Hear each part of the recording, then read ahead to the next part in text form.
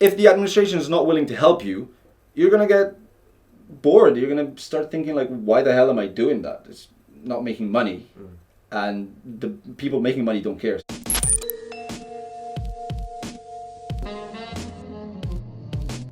Tell me a bit more about moderators then. Why would you get into doing this? Because as you say, it's an unpaid job. You know, you're volunteering.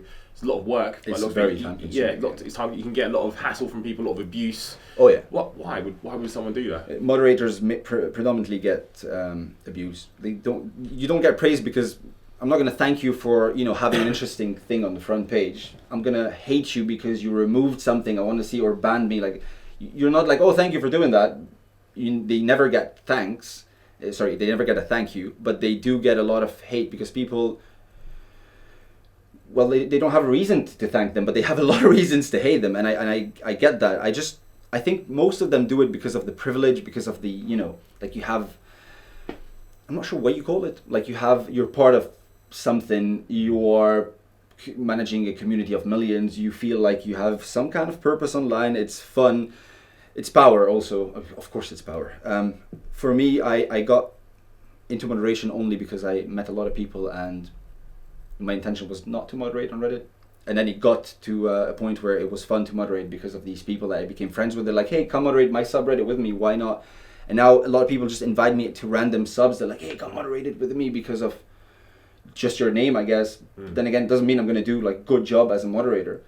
But the subs I care about, like the top subs I moderate, obviously I specifically wanted to join them. Like Tifu, for instance, I joined it because a lot of my friends are there and I always loved the stories. And they're like, well, why wouldn't you come help us out? You're always online.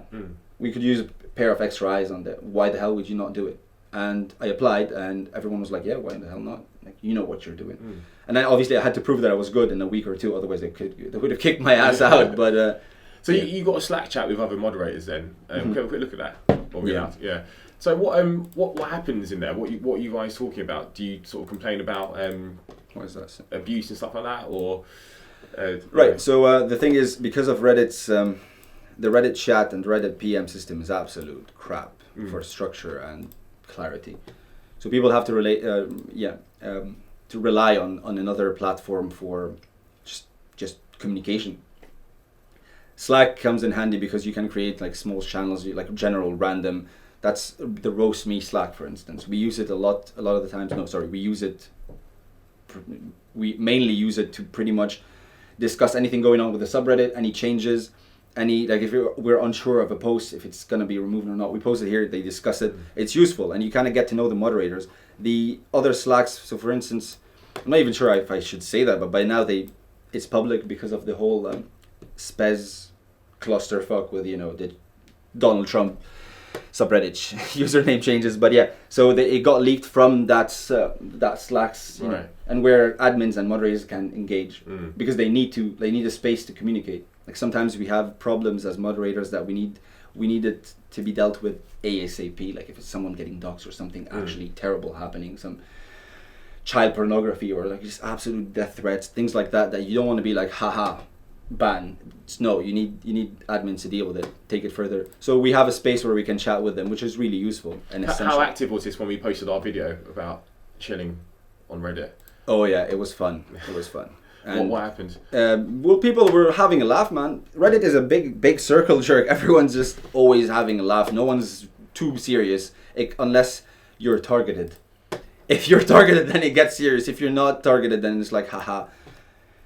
Yeah, the fire is not in my, it's not it's not on me. Essentially what happened was, obviously people were angry because someone leaked something that was supposed to be confidential, but then again, it's not, because you're neither bound by contract. You can just take a screenshot. And what else is going to happen? I think they kicked whoever did it. I'm honestly not even sure who did it. They kicked him out of the Slack, of the subreddit he moderated. That was the end of it. Like, they can't sue him. You're not bound by oath or anything, legal. So you can just be an asshole or not. That's it. That's the only thing keeping things in check with moderators. That's the scary part of. I think if there's like a slight incentive from Reddit to moderation, at least default moderation, it would make things better. But then again, you'd have people considering it like a job. and it'll change the whole volunteering aspect of the community. Mm. People will get too serious and it'll change. But I feel like right now, moderators are doing too much work for nothing in return. Maybe some fleeting fame online. Like, you know, he posts a comment on the sub as a moderator and people are like, oh, mods are replying. All right. Because people have to get paid. You know, how many hours would you pour into this by a day? People have to get paid. So I mean, at what point do they say, right, I need to balance what I'm doing here with somehow making some money in my life as well? Yeah. Some people do it a lot more than others. Some people do it constantly. So you can see the moderation log. You can see who was active and when and what they did as an action. And some people are so active. I don't understand what the drive and motive behind it is. But I also know that some people are like paraplegic. How do you say it? Paraplegic.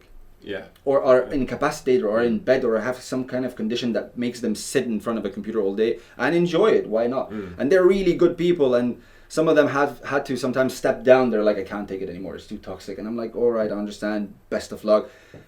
A lot of them are, I'm not saying all moderators are, you know, incapacitated, but a lot of people who put that much work into it, it's because they have time and they can do it and they enjoy doing it. I'm not sure why, but you do it. If you want to do it, hell yeah, do it. It makes you happy. Others do it during work. A lot do it during work. So I think if people knew, so if someone got leaked, so like a default mod of our picks that does a lot of work, and then suddenly he's public and people know that he's, you know, like that person is a moderator. I don't think it looks good at work, because if they know, like if I'm his boss and I know he's a moderator, I'm going to be a bit annoyed with the idea of you're very active and I'm paying you to do something. I know most of moderators, like, sorry guys, but most of the moderators do it at work, and even Reddit at work. I mean, I did it at work, but I was working in media, so I wasn't doing what I wasn't supposed to do. Like, I would be online on Reddit, Facebook, Twitter, whatever, checking the internet, doing things. So I was supposed to be online. Do you ever get called out by other mods? So if you post something and it looks a bit spammy, other mods say, well, why have you posted this? It looks a bit odd. Not moderators, because most mod know me. That's the thing. Like, that's the funny thing, is that most, if not all, moderators on most big subs, it sounds a bit, you know, like I'm full of myself, but I'm just stating facts. They know who I am. So sometimes there was even a thing going on, like a really funny thing, with a bunch of subs. A lot of them, even RO last time. So there you go. So here, if I moderate the sub called Instant Regret, and we created a rule where, so every time I post something, people report it like, oh, it's Gallowboob, you know, remove it. And moderators created a rule that's like, oh, Gallowboob is not against the rules. So they just flag this. I can flag it now. So they created a rule just for you then? Yeah, just for me. Yeah. And it spilled over a lot of other subs. Like, I think on Twitter, somebody tweeted me that, so I saw it. Let me see just real quick. Yeah. So you're not a true Reddit fan if you don't hate Gallowboob, and he's a friend. He made me laugh, and that was an RR post with posts with like 40,000 upvotes or something. It was on the front page, and they flagged it with Gallowboob is not a reason to report, just because like people are reporting that. I mean, that is funny. But why are they obsessed with you like but that? But that, like, it's funny, but fucking hell, like, dude. What is it about the way you? What is it? Just purely because of your popularity?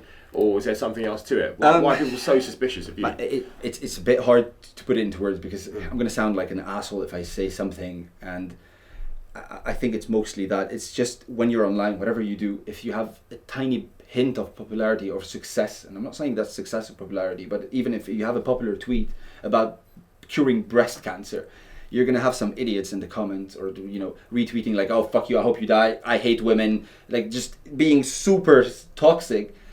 Even if there's an article, like they post an article on an update, for instance, on Facebook, like, we're so close to the cure to cancer, and you have people just being negative, like, what the hell is wrong with you? The problem with Reddit is that people can message you or summon you in like an instance, and you will see it. You know, if you're a big YouTuber, for instance, you're never going to read all the comments. You're not going to read all the messages. Probably everyone does, you know, and gets super bummed out, and then checks his balance account. They're like, yeah, I'm still making money, I don't care. I don't, so that's the problem. I see that, and I get messages directly sent to me, and they can reach me like that. They can reach me, and if somebody has something bad to say, you're gonna see it, which means there's no filter between, you know. I think people do it because, so if I was unhappy sitting at home and seeing someone do something continuously and it's working, I'm like, well, I'm gonna hate on him for a reason. I'll hate on him for a reason. It's free hate. That's online. Some of them, very few, come at me with logic. They're like, well, what are you doing? Do you think this is right or wrong? And we open conversation, and they make valid points. They're like, well, you're sometimes using content like that doesn't get credited to the original OP. Fair, that is true. The problem is it lies on Reddit's end, where if they had a better crediting tool, like you can actually go on a post and maybe flare it here as like source is this, and you click on the source, that would be better. If you can actually flare a comment, sticky a comment on top of a post being like, if you want to see more, this is it. But you can't. You actually can't do it. And they don't allow you to post like any link that's Facebook or Instagram, or most media, even Twitter. If it's a personal account, you can't, because it's considered witch hunt, and doxing. So Reddit doesn't allow you for promotion. And I understand why, because if they allowed that to happen and you can just stick a link right here next to the post with millions of people seeing it, it's just going to be a shit show for spammers. They did this for Imager at one point, where you upload a video, let me see, wherever, you upload a video, and if it's made on Imager, you can actually click here and see the source video that it was made from.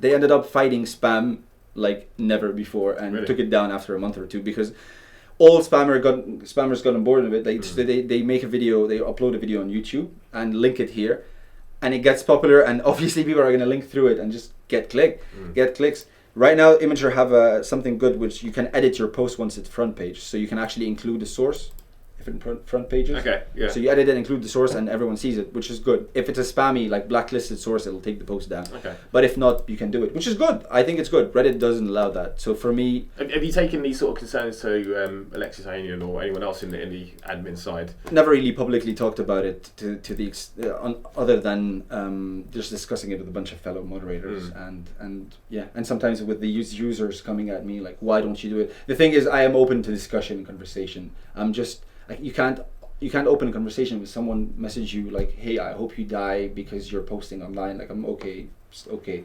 So I'm not even bothered. But if someone has something to talk about, I'm happy to talk about it. And a lot of times they make sense, but then I know why I can't do it, or I'm not doing it because I can't. But to be fair, I could try harder, or everyone could try harder, but if I see a funny picture and I have to track it down for half an hour to post it because somebody took a picture on their phone, and they don't care about credit, like, why would you do it? It's the internet. Do you know how, like, you find a picture online, you right click it and see where it's at on Google, and you see it replicated everywhere, and it's just not credited. Pinterest is the bane of crediting things, because any picture that is on Pinterest just kills any kind of actual sources, takes over, and so at the end of the day, I'm not here to fix the internet. And if it's something that I don't have power over, I guess I'm not gonna bother with it. I try to mitigate the whole, freebooting aspect. But yeah. So I mean, when it comes to doing all the shady things like shilling or all that kind of stuff, have you ever spoken to Reddit top brass, the CEOs and whoever else is at the top? Have you ever spoken to them about this and said, look, guys, this is a real issue. This is huge. Obviously we did our video on it. Have they got any thoughts on that? Have they got any plans to deal with that? Well, I think a month or two ago, a month or two, I can't remember when. Anyway, a month or two, I went down to London. I met Shitty Watercolor. He's the artist who became famous from Reddit. Watercolor. Yeah, there you go. And he became like actually famous on Reddit. He just creates these shitty watercolors things. He's a really cool guy. He's actually a real life friend. We've met a bunch of times. And he's a cool dude. And him and I met Alexis. We went for dinner. It was Alexis and his dad and his friend. And they were in London. Super super cool guys, all three of them. We ended up drunk in a karaoke pub, just singing our ass off. It was a really good night. And me and Alexis never met before that in person. And we had a chance to discuss things, but not necessarily like I can't be. We're having fun and enjoying and meeting him. I can't be like, listen, I have a plan for Reddit. Like, I have nothing to gain from it, and I don't think you need my advice. But if they were to be open, if they were open to feedback from the community and all that, which of course they are, they just can't be like, all right, give us comments. Everything is going to be shitty, circle jerky comments, just rehashing some dumb meme. But if they were keen on changing it, I'm pretty sure they are. but it's impossible. Like, I understand what it means, because if you actually promote things further on Reddit, it's just going to be such a hard, it's really hard to deal with it. It's just really hard to deal with. Like, how can you're going to have to employ so many more people just to check what is whitelisted, what is actual sources and not freeboot, what is not a spammer, and you don't have tools to do that. So they can't open the gates for like plugs on Reddit, because you have millions of views. Even sometimes if it has a watermark, they take it down just because it's kind of, I guess unfair, or a promotion or something. Do you think Reddit has a casual attitude towards reposting and taking freebooting and shilling as well? Do you think they're Oh yeah, do you think they're blasé about it because it doesn't change the fact there's still millions of people using Reddit no matter what? But that's the thing, man. It's that so Reddit, the user base, the hive mind, they don't care. They don't know how it works. They don't really care past the point where they log on their phone, upvote, downvote something, and be on their way. Like, they have better things to do than care for a website. They're just not making money off of it. Why would you be that adamant about like taking up arms for something that doesn't affect you that much? But the user base doesn't really care to that point. So they're gonna see a video. It's funny. That's it. If it's a shilling video, or someone's making some money off of it in any weird ways, or anything that's just not anything that's shady, they're not going to look into it. Once it's brought to light, people are just pick up their pitchforks. They're like, yeah, this is so bad. Yeah, it is bad, but you don't have any idea how most of things are. You just log on Reddit for fun and then you log off, and then you have moderators dealing with every shit show, admins dealing with most shit shows, because they have to deal with moderators and the hive mind. And then users like me, who are kind of enjoying posting, and there are a lot of us, and they just enjoy posting, that have to deal with people being like, so if I post a picture that's a repost, obviously people are going to be like, well, it's you, why are you reposting that shit? If a random person posts a repost, no one's going to mention it, because they're not going to check. They don't care. They're like, all right, which makes sense. Then again, if I have that much karma and I'm just rehashing old content, it's a scummy thing to do, and I would avoid it. But what about management though? Do you think they care about? No, they shilling? don't care. They don't care. Sorry, shilling. I thought repost. About shilling. Do you think management care about shilling at all? Oh yeah, man. They combat it constantly every day. Like, that's most of what moderators do. What we do is combat spam and shilling. That's predominantly what they do. 90% of the stuff they do is not approve a post or be like engaging with the community. They just combat shilling. I have a friend on. There you go. This dude, I can't pronounce his name. C. Wenham. I think he's from the UK. Anyway, right. So this guy is crazy good at just mitigating spam. And that's all he does. Like, we spoke a lot of times that he's a 10-year-old Redditor, and all he does is just mitigate spam.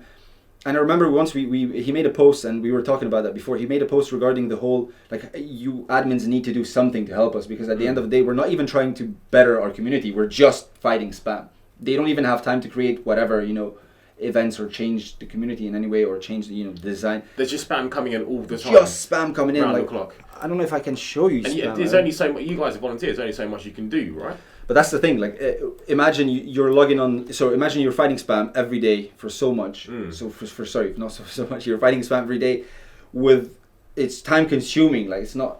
It takes a lot of time to do that. And a lot of it must get through, like we did. We got through very easily. But that's it. A lot of them will slip through if you know what you're doing. If you have a hint of intelligence, in the sense where you guys actually did it was legit. It wasn't legit, but it was legit because it looked legit. They had no ways to find it and backtrack and be like, oh, you bought it. No. And if you're fighting spam you're fighting spam 90% of the time you're moderating, and the administration is not helping better that, creating better tools, creating better incentive to fight spam. I don't know. I don't want to talk about monetary incentive, because that's not the way to go. But any kind of maybe some trophies of moderators doing so much work. Like, they get a trophy because you're a good mod. Why the hell not, man? That sounds like good incentive to me. If the administration is not willing to help you, you're gonna get bored. You're gonna start thinking like, why the hell am I doing that? It's not making money, and the people making money don't care. So.